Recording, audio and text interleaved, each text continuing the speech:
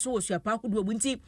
wo mu a ene jonkuma eko suku ewo poku waro was ne breso old students ne old classmates ni bidon ebi nso ba hon ma ya ma before ene wo motwetwe nkoma wo kyere sade panyitie ase no na wote ne die wo mu anim efa ne ho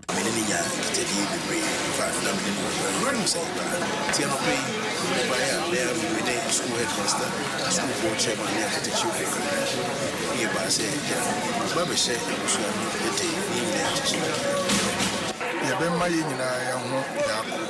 yabɛhyɛ ho den Rema Ghana buying ene MPP amanyoku ene okuku fraternity ni nyina yako zaze akaye mpa ebe John omumadia odi enkenka ne oyema okuku school na ebroso wei eya adisuafo bia na wonom ene jonkuma eco school ewo pokuware na abusua so wo Facebook na wo hwere ne ya wo behu ne se etwaguo abrahosem chema wontumi hu ne wa ha wo flag bearer so wa ha mpanimfo ahodo bia wo mka bi wo mu MPP amonyokom na atena sina nanom hemfo abusuafo ene wo ma wonde hye ene da for mi wo mo nso hu wo mo ewo video yi mu hu ne se chema wontumi ene mampanya be de akire kansomsem ewo hodom na se de akoso ewo jonkuma ni fie ya ewo ejesu dona so ena yetwa bia ma wa wo hwe no Facebook ene YouTube no wo hye na do comment de to obrepam ye beje bre na ya kenkan ni nyina ama na yemfiri ehonom na yenkosi CPP amanyoko no emu na CPP amanyoko no panyina wo no ena wodi amanyoko no anim opanyini wakasa na nakosu afrempo masa ponkuma kuma ene ekasa yi wona wodi amanyoko no anim a ewode wo mu kosina ma fimpinu ni adunu na abato de mu na wakasa no wache se onimpefe se biaya empanimfo wo mo ahyehye ese hodomo eye biaya wode ye nkaye dum ama obampanyi dada wasagefo Dr. Kwame Nkrumah no honomo ye nkaye dum bia de nenso esa ye bia wabie mu ato honomo a omanfo dodo na timba behwe wo mo ani so ade de ka ne se Kwame Nkrumah mausoleum no na wose biaya wo mo aye bebia statue sie bebia nsuo ene drobe ahodo ebugu ne de enhagyen honomo ne de yakoso bia no eye kama na emom ade baako a ehagyen pa eye biaya omampanyin dada wasagefo Dr. Kwame Nkrumah na mu no eda no obehunu so wo masi dan fefe ne eda no man ne style bi sa kama pa nanso na akosu afrempo ma sapon kuma kiremu a obia to bi bawura hobi ene na anu ada ye na Independence Day yi enkwada ba discussion so mu twifa na yiso ani empanimfo abrofo obia bawura hono mu ache sa se hono ehonye du na momoni mpefe se waye panyini nko mayi mu kura sa mamra ne amane ye ntoto na se wose bia yahodo bia wosie atitiri wo mayi mu bebia ka ne se ban mu no se wo twam wo ban na mu kura na ehono mu odu wo hunu se abrempon ne da ha na asie ye kura no ada kwan ho no se bi wontumi fa apem nwuram tise so ban kwan hena kogu nsa ya mamra ne amane ansa na wotuma bawura sie ye se wokoba mena anasa wokọ na so na wonim de enti a yaye hono mo sanka yedum na biaya osagefo mu ni da no hono mu nya duro na mpanimfo nhyembre bi sa hane de enka yaje ho sacred place ya so bi bewura ho mpa ji so okwasi obi so na obi aya amamra ya amane ne abie pro na sa na wawura ho de wani akwahwa de obewura ho no obehu se sunsum ye mu oduro ewo ho enti wosre empanimfo nya sachira na saade na animanimu ya no wo monye hana ye the sacred place and ye papa ato no yen kodo area ha se na be ya se obi ba ha there will be that reverence na ye de ma yen painful ko be oda no he is embodying the spirit of the African, that spirit, the soul of Africans, that we are capable, that the African personality is embodied in this man here. So people come up from the whole world. That's why Nkwa no biaba has no, and for that reason odru wana so obebaha he should feel a certain presence say ora osagefo baby de neto here unim situation no he see no ya peja ye ho. Now we are asking the country on this day to pledge allegiance against corruption.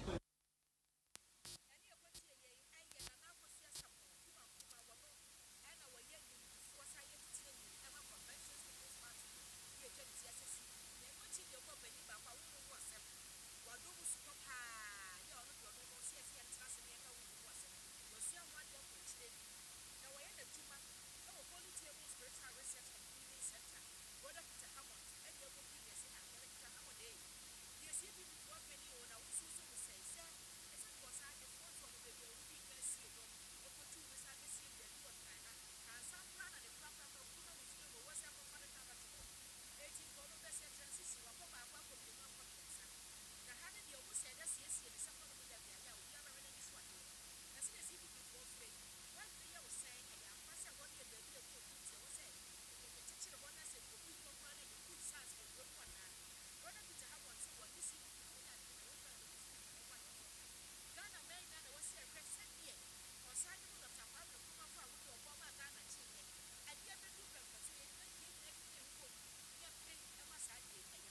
Dr. Kwame Nkrumah opanyina wa mande yenya fa huzin Nyankopan oye no sonko no oye no sisara oye saying oye ibi oye amutu nti baby ma wasn't nobody and the spirit and the soul akashe ana wasn't in pedi akase bian ehon oye konkon bia nti won tum ko just like that ana won ko ha won fa enyizi bia enfaman mankada won ko som Kwame Nkrumah nobody na mum onam no wa ya amutu nti oda yeman enyizi sonko nti ansana we se no baby kra na we tunu wazana aba ahan owo kwana oda sunsun wotum wafado na waye ne be ma owo sisiara na wakade Kwame Nkrumah museum special be ma the body no wana wabishen oda hon oye konkon bia seko Elmina Castle pa na Cape Coast Castle in canon edani bi wo ho a ekoma idu ho a wo bompe ansa na ekum akwaden wo idu ho a imu da yes sunsumi bi wo ho emu nenden masramaka ya dandan zama bebre chechire bi abasusan hia kusuma amanze hia no culture nzama oda yeyema sabio hia mpanyimfo a wozi hwanon kwa ana wozi ho moje wozi je manan wonu sunsum no wetum aboa henan da manzama ni nyina yetwitwado ehwan dama menanom CPP fo walakan oyi na mum ntanya ho nkutin po na oda waka oda omani nyina na yekura ehwa no sonko Kwame Nkrumah nye aza oda Ghana fo ye hand like a paper ye wonzama bebre wo ho oda ye hu sanchanze ye botum ya akobe ma Kwame Nkrumah wono na agboafo kwadu a won wo bo so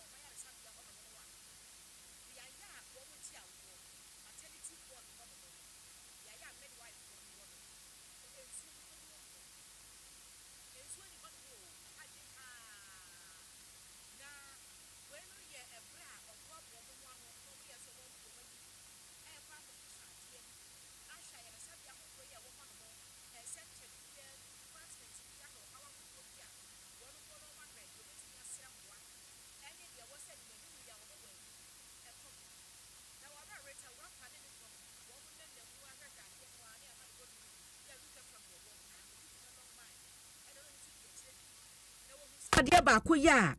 na eha dwen pa wo maternity ward hono ye nsuo ya ebi eni hono mo etise koba se wo yo penfo na wakọ hono makwa wo nsuo kura wo de be ya de no eho asem aye den awo so eni akire se bi niam nkokọ ebe wi ase na je se wo horo niam enyina na enso nsuo ni hono mo se ekoba nso se bi kura na wawo na wo hono mo a bedsheet ya sa abatan yi da so sanse nsuo ni wonti wo mo nya akwanya nsi ni hyehyew kwabra ne be wo so kura na bia ne ko se ye wo ba bia friend se stage 1 e ho na akwa ntete ho ne wo no aha nti se muya de ne ko stage 2 ho na akwa yi akoda na to ho no ne ewie oba na pepa ne ho nyina ewie de na ma ne de wa betu stage 3 ho ne ye hwe wa hu ne se mogatuo bia ne bibia mechira nsa ne agya kwa mo akofie wo se nipa ne agya ne kwa akora wo ko no ensuo mpa wo mu di besi besitri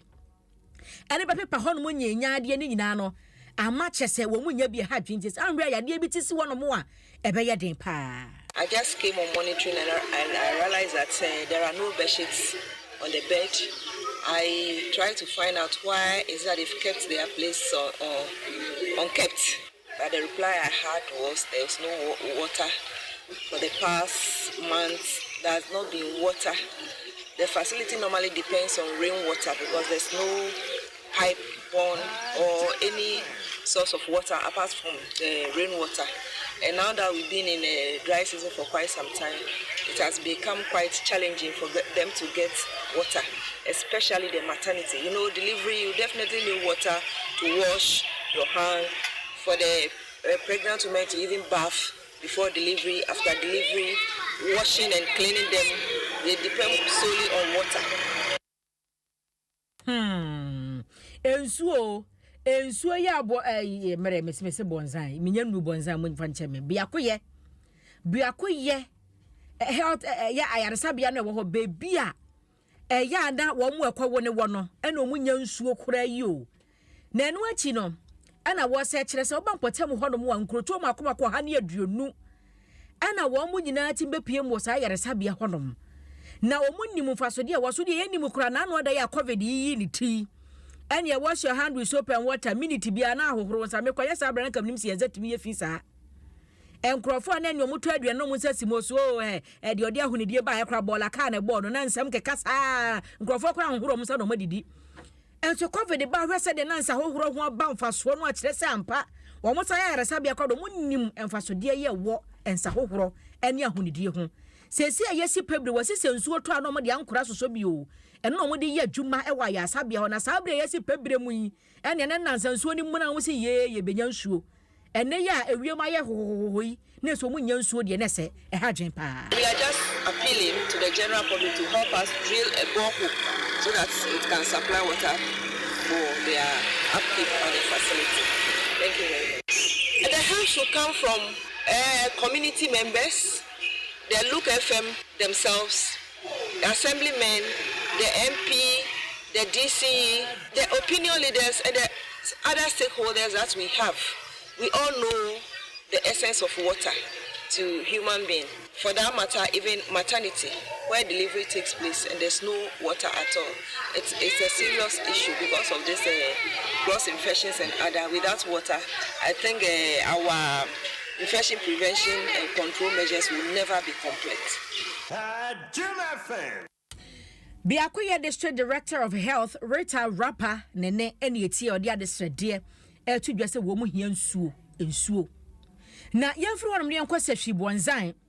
Na nanano matran kwadye wese hwibonzan na wo mo atonsa de brofo mo se salmon. Wo mo asaman ma me kan sa. Atonsa de che se invite we ye salmon che se wo mo asaman panifo bi se wo mepie mu ahemfie mekirekire mu de ntia wo mo aye aniamo ho de bi. Na sa aniamo ho de na wo mo aye nini se hwibonzan no Western North Mantem no emu. Na nanu ada ena nana oforia henkan ya wotoso mienu assembly member ya wo ho afi kwa ne sahwi ba hema bonzan ba hema eka ho bi wo mu kokosia nananom wo ho no se agya wo mu kotoato adwene de wani akwakohwe empuntudwuma hodo bi ya ekoso na wahwe hunu se anyebia no efa he ena aduro nana jebi me ba wate na wose wabra wo mo bo anan ya wo mo ko yeso mo hwade no na na mo hwade hwere ne ma o mo wie do mo bo machi a ekwa na na no mo fa wura ho no mo na kwan na si na hwe oba hemanim na oba hwe ma hwe assembly man anim obi ahwe ne yonko nim se aha ya ne afa kwan na ba ne se na ekwan yesie yi o mo do o ma so tietie famu a wo mo si abobo ya ahene ya wo se hwibuanzan se wono wo mo so mo ha obi omde koto nanom nanom enhwe nka asam nti bebi nanom fa ko mo nsa mfa ho no mu mpie na nanom se bebi akekere boa no ehwa na yesan no enti abansa na nanamu a ene ne ba hema ene assembly members wo de assembly members kura na sebi mpraduasa wobetim do omadi ma yafam a enye se hwi boanza hene ne boanza hema na otimi kurawura otimi si ne kwan sa wo mani ntwamu nkode na se ha dwen na wodi na namo kura de to nkyɛn a akwantufo ne asenkafo wo mo fa saa kwan no so nyina bobo ya hene so o masi kwan no enti hu se ma no de wo de wo bema betwam no mo hwade enti akwani abadie ho nsɛm kyese nkoso wo ye dwadini no wote hyɛn ma wo do baabi asi na no wasi ene ye my leg is my car no wadante ato aso ye ha dwen pa na Dwaboso district police no wo mo de timi ba ho no mo a se bi kro ma mantam anka e ba kofa nsɛm bebiri aba tom ne beyi saa niema no na abobo ya hene no ama ne mbrante ndie sisi kwan ne se omunyi mfiri ho na nananom no obi antimi nkomra na akwani abadie ho nsɛm enkoyie na ende me ne wo kasai se hwibonza na nananom atera nkonwa mo mpanimfo wo ho na bedebu asaw na se hwi abono ani konti hene ema na nananom atera nkonwa ye wo se hwibonza ene ogira nananom anamu no kasaye ene wo kire se senia mo ho de na abobo ya hene no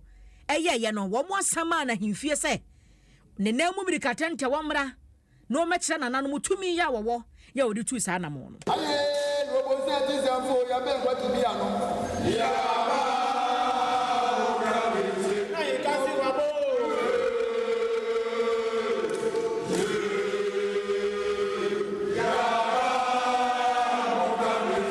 Yohane ati say abobo ya afọ akobudu asi na bozira hene kwan na eduampo ebu yensa na dansa konko na se ebudu anu krompo nsan ka wan kwan kaye omo hwa ma na ko babia so ko no omo budu akosi ne kwan a omo pese na dan kan ya de anko be pese oba ewo bi na kwan ya kan muku no e de na atankonya ebu nana iti sa na mo watu no ye hye na wotwe mienu a wotimi budu asi saa kwan no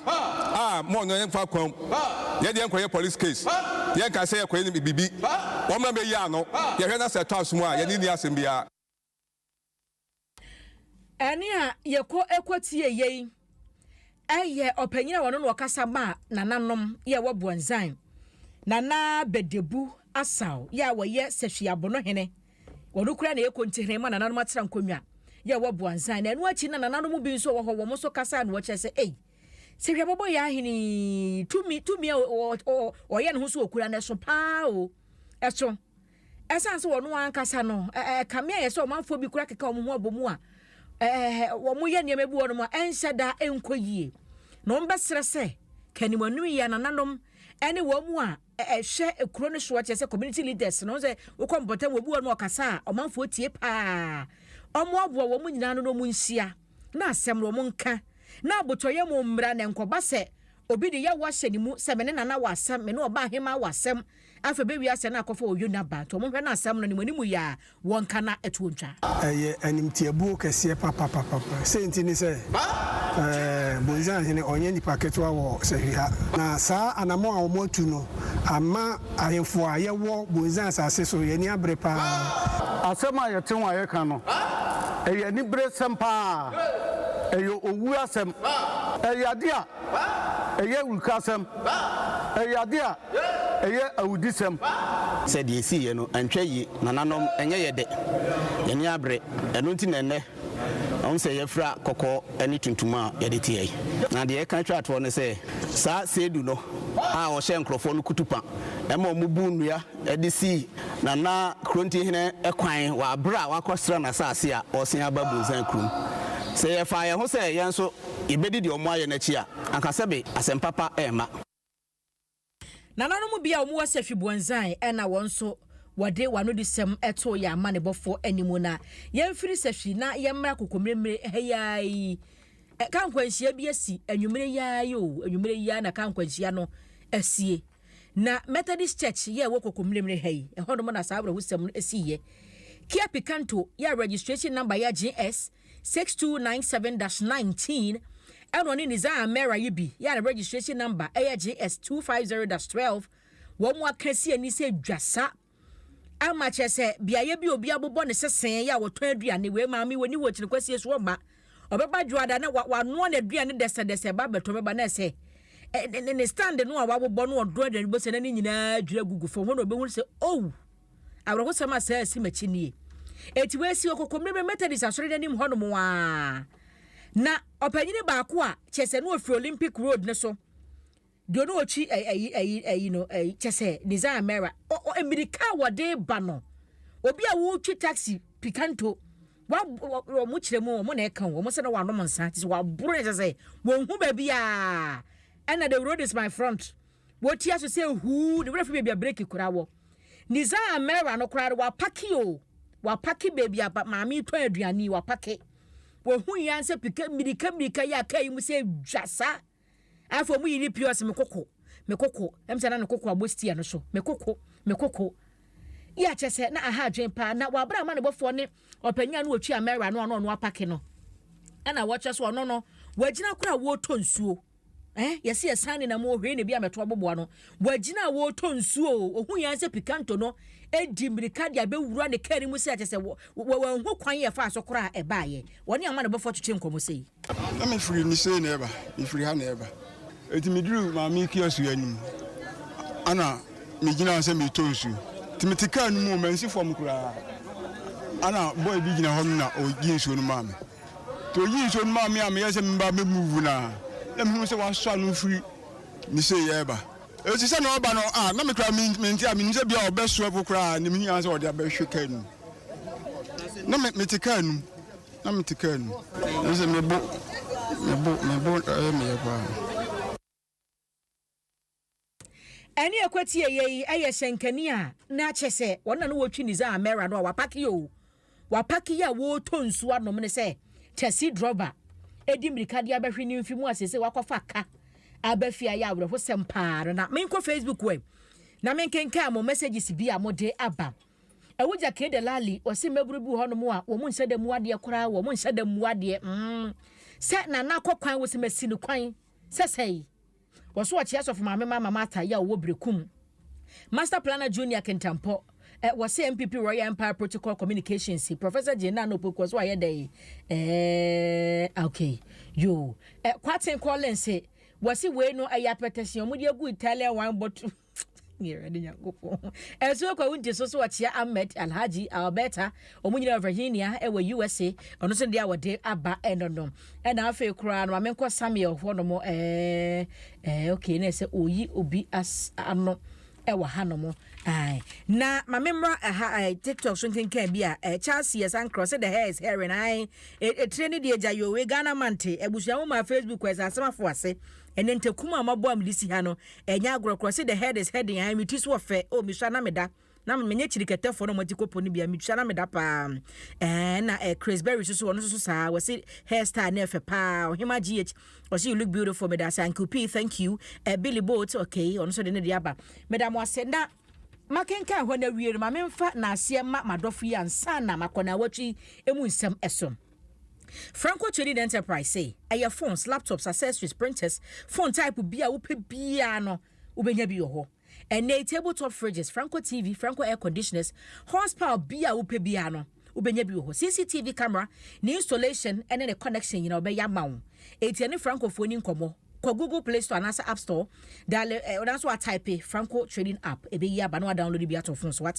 DBS Industries Limited say wo dan so bone de enei omo anani wo mom bobo dan so wo ba wa mix color ni wo fie wo de fa bidie ne fa chok kakra fra bibia benya bia fa fra ba say we your friend elephant green omo aba mix color ne de twanchensen no ma wo omo 20 years warranty green na betua green sa 20 years no blue na betua blue sa anti de DBS phone kita wenei obeye steel solutions na wasa your concrete works nyina ma wo sende e wasa wo sen ema wani monyam wo seka ho bi no wani mu ye fe enti for paste papa twitwiru sen enkwada de ne ye Kel Kit toothpaste KEL Kel na ye KEL Kel Kit toothpaste empenifo de Kel Chaco toothpaste supermarket bia ma bia ko bia tonton brush ni paste na wo so pe Kel Kit na de no ma nkwada no bu firi mienu ko mfie nsia no na panyini so use Kel Chaco toothpaste na ma se no ayefefe Chris Bright ese wo hwe ye free Jamra okay o cha honorable maestro me da sepa prophet Emmanuel okay we say nana empane show bi wa ha abusia mamena me homra na watwi mu nsem ahodo bi ya etwagu ye di se mesan esisuma obie mu no na me de no nso so ato aso ama enti yentie we mransa ne enkofa na watwi mu nsem o person who don platform area da watwi asen na sibia da biara mi bi da bia ne fa wo radio no transfer Adom FM 106.3 ubeti nsem papa show Adom FM 106.3 yeah Adom FM you don't know stone boy talking is here me aseman Adom kase boy na modie na yetie boy to the Viana Viasin Dawson. You perceive me TV as someone. Yes, Adom News. Benin, Kotomu, Adom FM. So you are far. Adom FM. It means, yeah, I mean, that is it. Yeah, I don't know.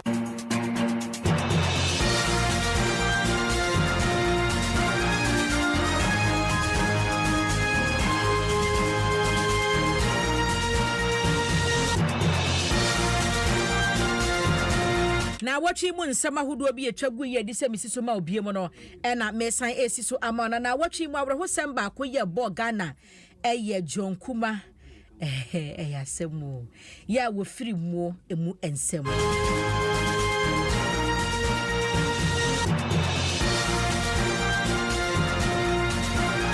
na kasamafo ma jonkuma nso wode nsem atuja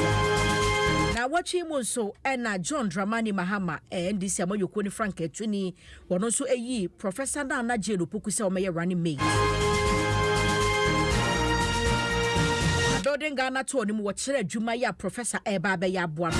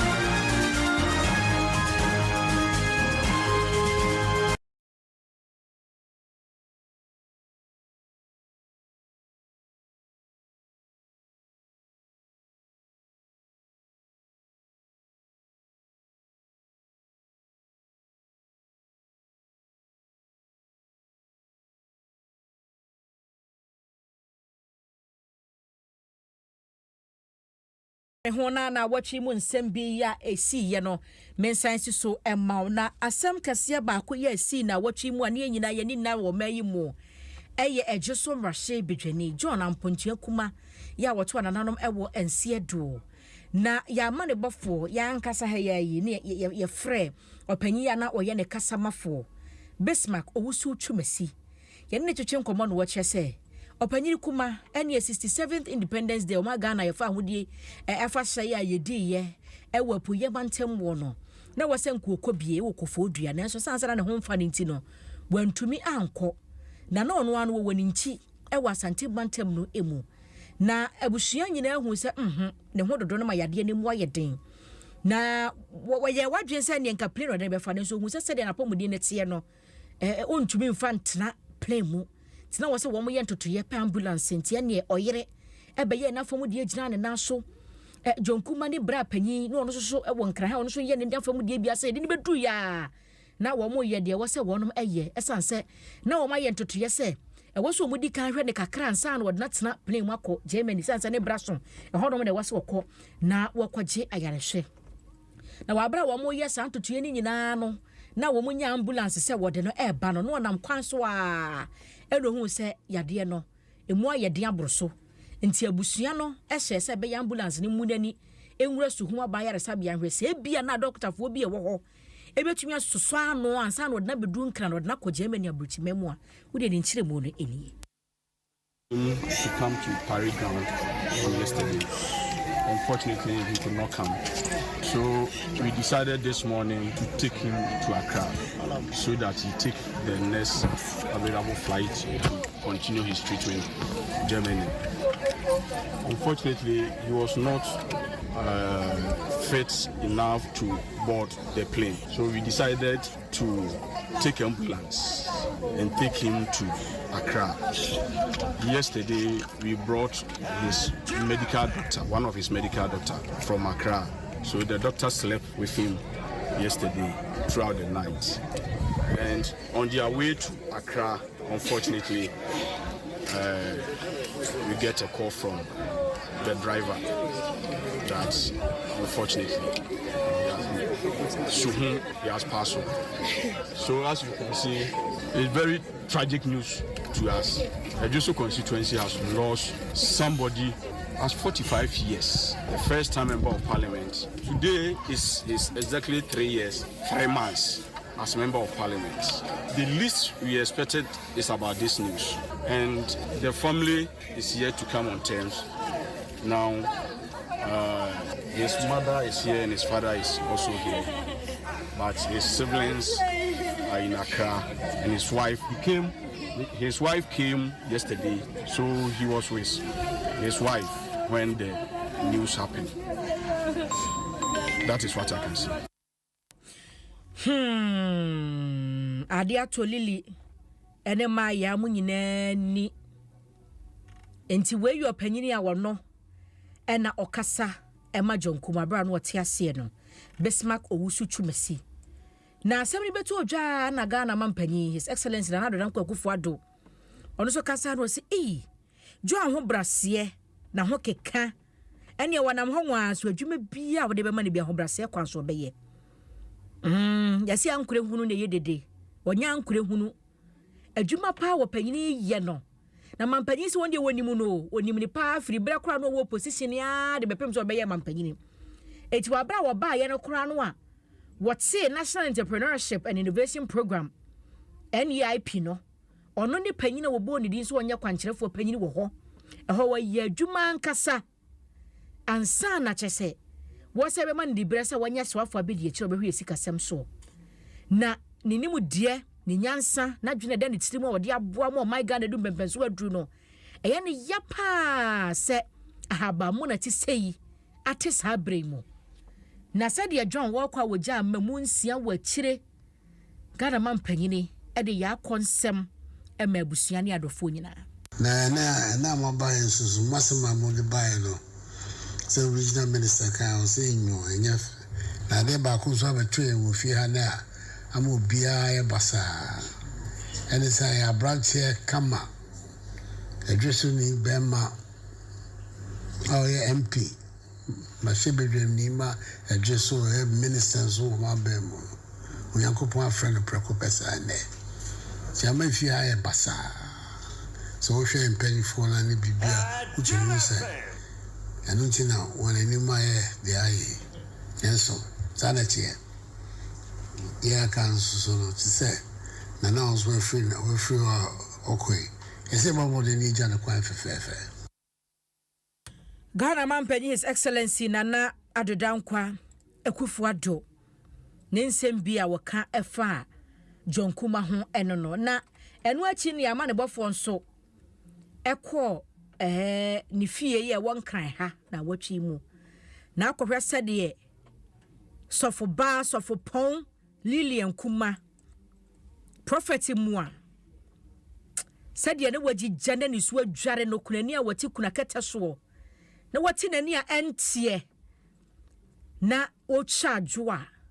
yentie bi where are you now? You said it.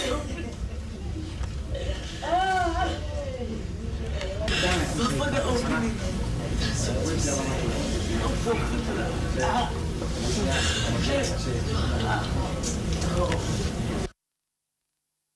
Enu achi no ena nsewnom ya sabre no na waka Lilian wo ho nso wo mo ne ya ma ne bofo etwetwe nkomo kire sa amena pa JK edu ato wo mu akukomu no omo nyi ni se sa amena no ebetuada me de be kai no de bebre nsem bebre me de be kai no sanse wo me ba ni san ye no ene bani bia da titiri pa ade a wo ye mpo a nka ye bebi kura ye na ye me yakura kase asori dan na yiri sofu ko wasi an ko bebi amano a ye nina bebi ala prekope ya she date nyina awi a ebre na enura sese bibia sese no time de meka ne se erade mfa ne kra nsie ne nipa ban de ya hwera de pa ti se yakopon no abem erade ma yese na mu etimi agyina kafi besun maninda emu a bembo amede bia ba ti meka se ya hwera de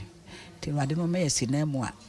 obitima yese de no ye boy no de masaba kakra ba ka na bo ye na ona bo yobi a odo nyame openyame adwuma odo ni panso se oyo obi a wona ne nante kura na wudi na echi a okayo babi anyankopon de na bedu obe kayo na mwa bi kakra obetim dia bo so obi wo ha nyame pagya ni babi kura onkai ona bo yobi a okai nipa na oboa enkofu bebre dan no obi a wona mo se wona ne nam ko ade a kakra obetim aye ma won so life abrabo no wako ani mu no obo mo na me de onyo obi a oye pesem fum kuminya so wo be no ko a obe kayo odo ni panso wan obrasin so eni ade America ona bo pero ya bufuro ye pehino se na otibia no be move according to your level onim sade no tie no na America no ebusuafo bi ensew no nkontafo bi a yama no bofo kwoto wo mo ewo Dr. John Kuma ni fie ye won kran ena ye ne wo mo etwetwe nkomo sei na na watwe mu nso ko my Ghana marche bedwafia na marche bedwafo wa asemba ko da o makoma so mudi ho nkomo ne nyina yese sa obeye marche bedwani wo mayi mu na sa bia se de we na no ade to abaya new faces e be o mayi bi afiri mu a bi mu nso nkobie mi a ebi nso delegate ato atia wo mo wo kwatena fie no se na wo afa wasetena mu nsem ebeko esanse wo ye adwuma ne kwa working conditions akade sika se ne ma hodo bi a wo se de ma wo no ya na ye bibia ho no mo pa nti se wo se afiri marche bedwam kwatena fie de na se wan hwe yi a wasetena mu aye bibia wo den so manfo dodo no ata kasa na MPC Gracia kase eno mo je so mo ankasa de omunim se omopa omo ntoma kura wo mu hu omo asenim na kpanda marche bedwani Nelson Nsala Wakpal wa bra na wo kasa no wo de nsema hodo bi atudwa ene wo kasa wo ho na de yentie ne nsem bi. When we sit here, we allow the public to bastardize us for Gracia. Beyond Gracia, what is the quality of life of the former MP?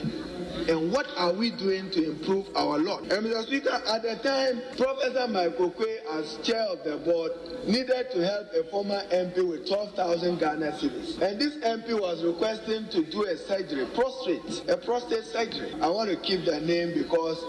this is public. And Professor Kwe turned to me and said, Haruna, that's a member of your caucus, former member. He needs urgent medical attention of 12,000 Ghana cedis. So Professor Kwe whispered that minority leader find half and I also provide half. Mr. Speaker, before 1 week, this former MP passed on because he couldn't afford the cost of the surgery. So what the Honorable Muntaka is saying, I know we've tried at the board that even the medical facility in Parliament should be made open and free to former members of Parliament. That was a decision informed by the experiences of former members of Parliament, that you cannot even still acquire quality medical care. So beyond Gracia, you can't look after your health. You can't look after your children's health. You can't look after your own health. Enka ne dom kuma ba no de ni hari na adrusu na no wokasa no brofo ni nyina na se maybe atwam wo no opanyini bi a na waye marche bedwani pen efre enka ne marche bedwama chia me hene se ope 120 million akoye surgery eno wakache ne se 12,000 enka ne sika na 120 million eno wakache ne se ne hari na nkope famra no Michael Kwe mfa fanka ho omototo omo nsewe ne se nipa no okọ nti ko mo stress anya bia nka marche bedwama yare sabia na ewo no kra de so wo free marche bedwam kompa wo so mo biem a na ye free na abedi ayare sanse wonya free marche bedwam a ekwa wo befa so a wa kra behwe wo na wo ma na bibi ewo na no achi na Muntaka Mubarak wono so ya se wanse marche bedwam so kasa eno wache se wonya free marche bedwam ase obi a me no hu biem o obi ahu se bi mpradua asa wo sansani so ebia na ka da wanim ene kwa befa so ahwe ho kra ye den ono so ni nsem. We try to build bridges where we have our own differences, we have our challenges, we have our conflict. This is what we must do. We must begin to bond, because beyond this house, believe me, nobody thinks about you. If you think anybody will think about you, forget it. Look, I don't know, those in the chamber today, you are lucky you've not seen any by-election. That result, we had Kumo. You see your colleague coughing is there. And people are already wearing t-shirts and dancing around and jumping to replace him. Nobody is thinking about his family. Nobody is thinking about children. Nobody is thinking about how the family the pain they are going through. They are just happily to replace him. So each of us who is sitting here, if you think you are this important, I'm reminding you, you are not important at all to anybody, including your own constituents. Let us build a family here. Let's be each other's keeper. Let's try to fight for a system that can protect us when we leave. We are not talking about doing money to us. If you are sick and you have served this chamber for even 4 years, why can't the state take care of you? Asa wanse marche bedwani na no achi no na kpandai so marche bedwani Daniel Nsala Wakpa won so kire se he wo so be marche bedwani 3 years no start for BP nro 3 years and was start ya wo for BP nro enti onu awonim se wo be ye MP a blood pressure de be blood pressure wo blood pressure no eni esutu kosoro se wan hwe yi adakobo ato na manakum na ukọ na aka wo ma enti wasrepa be yankoma pomudi ho nsam de marche bedwa no enhwe no monye ntotoya ebeboa wo mo pa ewo sa ensem no eho yemfri ho no manager yankonsem foforo mu na watwe mu nso ena Ghana mampanyi dada ya wasaye Franketuni Emma NDC amoyokuo no John Dramani Mahama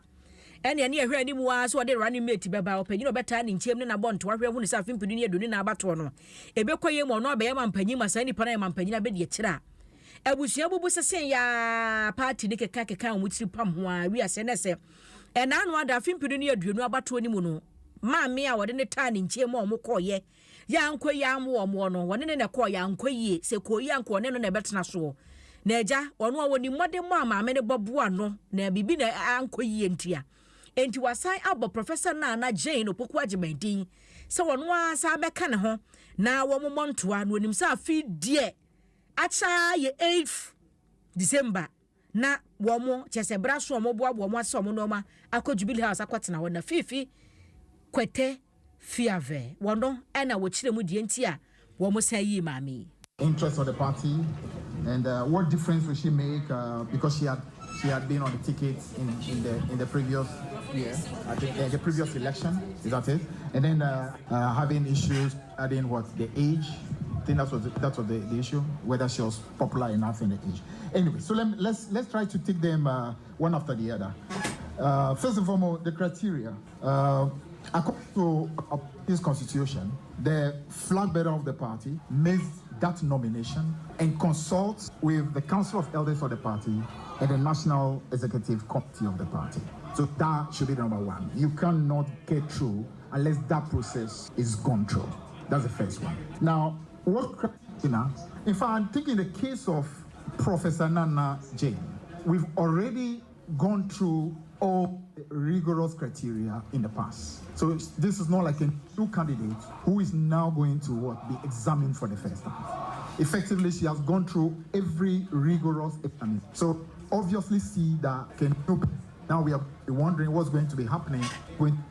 media is going to bring regarding maybe her level of integrity and stuff of that nature. So clearly in terms of criteria, she obviously criteria as far as the party is concerned and also as far as the country is concerned. But if you want a little more simple, we're talking about a running mate who obviously has got integrity. And I think there is no dispute about that. A running mate who, as opposed to another running mate that we have seen, is not going to be a completely discredited individual whose word cannot be trusted, who absolutely is an epitome of lies, of deception. It's going to be an epitome of honor. And that is critical, especially after 7 years of having seen the most discredited country. It's critical for us to make sure the person we are in matches that level in terms of supersedes that level of integrity. Fifi fiave kwate ena ode enchiremu tu dwade entia Professor Nana Jane Opoku Agyeman na wo fa no se won san meye adwuma na mampanyini dada ne building Ghana to ni mu ano ene se wonamu o na afi no we no 2 days ro de ko dafiama buzie isa na wabro kopie mu ho no wona mpanimfo bo dwada taa wo buzie na wo tietie wo mo ano nsem busa se so sa be ye mampanyini ade na wo mu hia ono no no aba mo nchen na waba bebusa me sa betena adwa no so a ade na mo ha mo fa ntomanim nti wo keka ni nyina bom no be mampanyini a wonim de wo ground so dada wonim de oso ye boa ne manfo dada na okoye na oje bre echirechire mu se Professor Nana Jane Opoku ya wo mo afa no no na dwuma ya obeye ne se wa ya obayi de emma ne nkwada ye die mu nsem odi na ho ode be ko pa no ahuahuru se emma ne nkwada ebenya kabie womfo afa ekura no akyerechirefo onso ono no ne field ne ho na ni be wo ho wo mo aye aba adwuma bi tisa dokota anese eni sa anwumanwuma hodo na ekura nipa nkwa no wo mo eye die mu nsem de ka ne se omo wo fe eyade a ono se nani ebedi akire pa na sade mampanyi dada wode nsem tu dwane. I want to thank all the teachers of Ghana. As you know, yesterday I named my running mate, Professor Nana Jane Opoku Agyeman, who has been a long-time teacher. Many students have passed through her hands. And she has also been Minister of Education before. And so she is one of you. And so I'm sure that you have a representative and a friend in the highest office of the land, that is the presidency. And I'm sure she will take care of your interest and do the things that would improve the education sector and the teaching profession. I'm happy too that today is International Women's Day, and we've been able to present to the women of Ghana for the second time. We did it in 2020, we're not successful, but this time I know we're going to be successful. We're presenting to the women of Ghana a female running mate, and I'm sure that come 7th January 2025, we shall swear in a female vice president for the first time in Ghana's history. Eno no na enu achi no ena wo se che se so be fa adwane tena so a de ka ne se job creation si ebie enwuma afa kura no enwumaku ahodo bi wo hono a atete apansam an dwonkunu ate a table ne na mienu abu ma ka mienu ni nyino behwe ensan dwuma ahodo ene ade e bebo ma mabunu no wo ho ha wo mo ene na niswade hu no. And so I want to on this occasion wish all the women of Ghana a happy International Women's Day. We also have what we call the National Apprenticeship Program. A lot of our children finish school, they are not able to continue into tertiary education and their lives end there. Many parents want to send them as apprentices to train in a vocation, but they are not able to. And so government is coming with their National Apprenticeship Program. It's going to be administered on a district basis. And so all the master craftsmen and women in Dafima, Busie, Isa will be registered by the assembly. And then government will send money to the assembly. We will register the children who want to go and learn as apprentices, and then we will pay their money to the master craftsmen to teach them the vocations that they have selected for themselves. You will also have some small pocket money that you give to the child so that they can travel and go home and come to work every day. Mampanyi dada wa NDC amanyoko ne Frank Etuni John Dramani Mahama ne etie na watwi musu wansa yedi Omai Ghana yemfinsia aduosia enso afa hye frisi agye ye ho efiri kwasikwako ensem na ene wa abra manfo dodo no akopie mu okofodua na ma chen ekoso na mampanyi ni mpanimfo bi wo mo egugu ewo hono mo na eja wo mo hwe se ye nyina ye be hye fana ma ye fefefe no asrafo ne bambo adwuma efuo bi sei ene adesuafo bi ekoma ache dodo na fifiri toye ebie ni su ebri wo mo ema wo mo etwahweye na no ne ebopuno panyini baako wayo panyini a wa sra adwuma no waya akomu ahomagie Ghana amino hono no wo no sa ye nka ne so deputy defense minister Major Derek Odro retired ene ebusa no because we don't make the news e wase ekoko busa ene ebusa se ntise kobase ye yi obi se omedi dwuma sono bi sa wa sra adwuma nim ada dwuma die bi se ekoso amampanyi betena adwam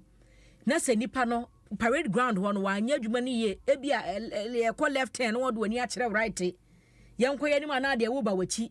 enema ye hyew se ye no wa anya ne sa pepepa ya na asotwe bi wo ho na afa ekura wo mo nso a so mu di dwuma bi se mo ne situmi buru mo twahwe ya ne ho nsam ti se no che se se do ko parade grounds ho na wo ko failure ade a wase ye kire se ye wa anya ne sa no ene mu wie ya no wa hu se uti ate sansa asotwe ye da ho twen wo nyekuma e wo se mpanimfo tia se bia next time ko go manim wase na mom se bibi nti na woni su twa na o twahwe de o munim se o haw bi na ebia kofa ba tie nde ya na asotwe bia ni ho obuwa ma na ye bre obuwa ma na emoja no wagina fa akwa tientimi ne afuru se obuwa no kwa ne pressure ena ekosoro a se bia o ma nso ni mu a abrebo sembesie na se the Major Derek Odro retired wodi nchemu tu dwani ewo na wo ye recruit anasa wo training na ko twahwe a ewo prayer e part of the training nti e panisho any training center kwa why should you fall down? You know, you don't have to fall down, you have to be strong. Na ya ko parade ya ni so ko bri pen enti asaja fo ni great commanders ni nyina ni enti enya bone yem pane show say wo parade na wa ko bu ahwe na eye moja no na aba e betimi ato commander no a onu gira ni mo no wo ye no wo command ye no e bi asipen ama commander bia ye de be ye parade bia no ye wo bi wo stand by e be hunu hunu e bo ya yi se de be ya obi aso onkofa bronya ho wie kaka se obra na wo se ape de be chafe dabi nti eno mom na bia e be hunu hunu akakra nanso no ye mpane show se cha ko twase ye nti no ya pane show dabi enye ne sa ne krakra mu no wasa kyerese se omu yi asrafo mpa ye hwe bibi ansa nti na se binye se okọ wasa me be ye sojani ane afawo You hear one more Monantabri is from Crana, careful be a woman. And no chair says any panimojet media free equal a free form cost 3 year pa. Sounds no more near maybe a more year pa when you say the panable one then. Ya bet to me a general 10 some of mine and unti and they are not training in a scout tennis and any more money a cohon. Oh, parade that's a Mojano, Estania, a nothing to me compare and Masra, and free from one cosra. Over to you, Elizabeth everywhere. Listen, so I see a felly pa, your father be or what a busiamana would not have that for one. A quiet that here, a fellow busiamana, and it's a woody busiamana, you be now 9 years flat at the former. A Mojano, Estanico for one, and never be a woman fat and some pumping and some from Boston. A Marcomano, a bread, a Marcomano and secretive blood, you know. And it's a way you don't find a butter, the security for one. Your first uncle for no. And I almost saw any flat foot to the crown, and also would be shut because of fatigue. Retired military personnel opinion about why I said Jumano now wako na home GMO ye enkane swafu abeli e chira no hebambo ho ensem eso Major Derek Odro retired and na yakwaje sanchire mu efri no abusia ye kwa no na se nkoma Franco Trading Enterprise DBS Industries Limited Kel Kids toothpaste and a Kel Chaco toothpaste. What are you live on Facebook no YouTube abante Mavis Malaka started and so you're handing over. Oh, you froze say promise. Aha. And to promise then you were tina chile one more. What to niama. Emma nya here with Facebook and YouTube. Na a Chelsea shareholder kwam kule no na boabo asem nyina no na de Kofi adim yirenchi woni masa news na sen mawie me da se pa wate Nyankopon hira wo adwuma wo bo emaye na me ko say happy birthday enkoma bro Morgan Ayewini were General Secretary Emma Industrial and Commercial Workers Union ICU Nyankopon hira wo na onye okese no ma onye kasama for Emma Uku we free John Kofi Aka ene abusuafo amo ICU e Western Region nyina emu. Happy birthday, Nkoma Bra Morgan. Ayewene. Happy birthday to you. Ebusia me kwane de na kai se ne eye memrendenti energy Kasahari levels. Adom newsroom fo nyina no na se nkoma mu nyina kwabena nsia ne mo mkeka ho nyina meda mo ase. Na me amekenka nsem ne ma wo no. One man contractor. Wo hia me a eya frame. Anochewa ba. Ajwa sewa Elder Manuel ehene meda sewai abusia makraw Jim FM. Bet the responsible way. No under 18. Betway. Bet your way.